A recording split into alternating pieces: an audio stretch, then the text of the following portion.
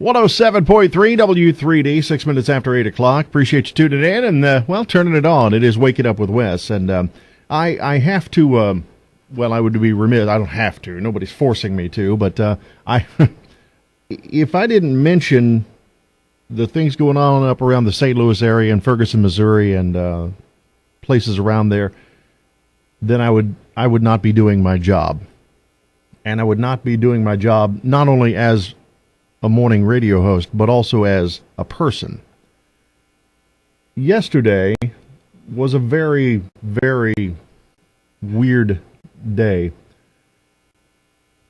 And on top of it being a weird day, it was just one of those tragic days. You know, we find out that Robin Williams has allegedly committed suicide. We find out all the things that were going on up around Ferguson, Missouri. People smashed car windows, carried away armloads of stolen, looted goods from stores Sunday night after thousands of people packed a suburban St. Louis area.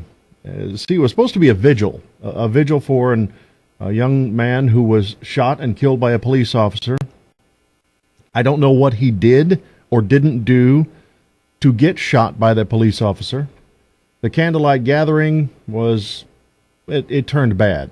It was for an 18-year-old young man. His name's been released now, Michael Brown.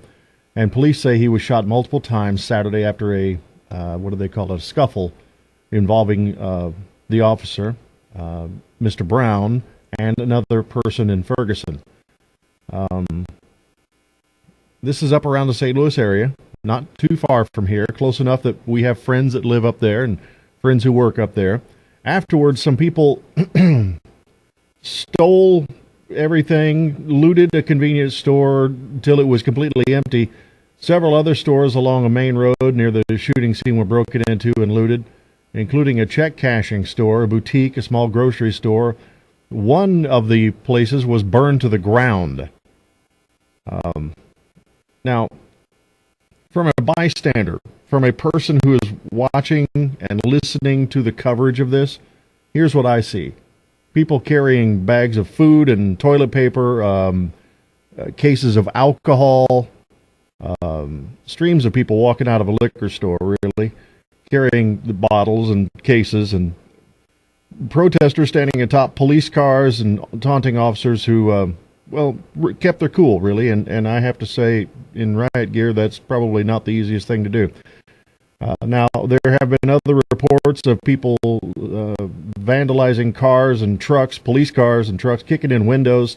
Some TV footage I saw actually showed windows busted out of a TV station van. And it's a small group of people that are doing this. There are people who are making a better difference, who are achieving social change without being stupid. Because how is you carrying out a stolen television or 12 bottles of liquor or, what else did I see? A bag of toilet paper. How is that going to bring that young man back? How is that going to achieve social change? It's not. And I'm not saying whether the officer was right or wrong, because I wasn't there. I'm not a witness to it. And neither should anyone else say whether they were right or wrong, or it was... and so many people are throwing out the race card and this, that, and the other. Stop. Just stop. We weren't there. We can't say, and we don't know. What we do know is that a young man lost his life, and that rioting and looting and stealing and basically breaking down society around you is not going to help. It doesn't make a good difference. Now, you can make a difference in good ways and bad ways.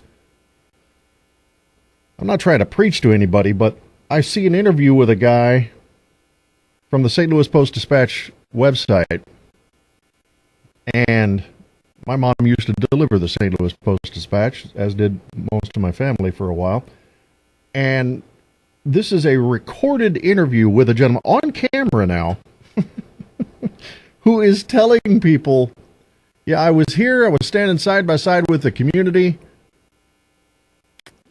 There's a burned out store behind him. He's smiling and laughing and saying, this is how you make a difference. This is what's supposed to happen when there are, and I'm going to use his term and put it air quotes, injustices, end quote, that happen. No, that's not how you do it. What about those people who you put out of work now because you burned down their job? That's how they make a living. What about when somebody needs to stop and get gas or groceries or wherever that you have torn up and people can't? That is what keeps the economy running. I don't know where you get your money from, but people have to work to get money. And you stealing it is just using it an excuse.